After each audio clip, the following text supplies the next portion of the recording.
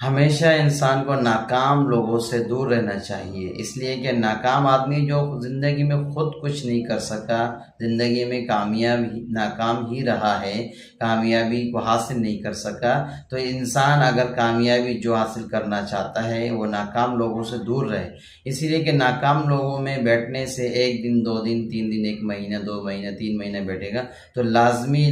اس کے اندر بھی وہی تاثرات وہی اثرات منتقل ہوں گے۔ اسی لیے کہ آدمی اگر شراب پینے والے کے ساتھ 2 3 مہینے گزار لے گا تو اگر شراب نہیں بھی پیے گا تو شراب کی بوتل کو وہ کھول ہی لے گا، شراب کی وہ اس کو آ جائے گی۔ اسی طرح اگر نشہ کرنے والے لوگوں کے ساتھ اگر وہ اٹھنا بیٹھنا رکھے گا تو لازمی یہ بھی نشہ کرنا میں لگ جائے گا، ایک دن یہ بھی نشہ کرنے لگ جائے گا۔ اسی لیے انسان کو ناکام لوگوں سے دور رہنا چاہیے،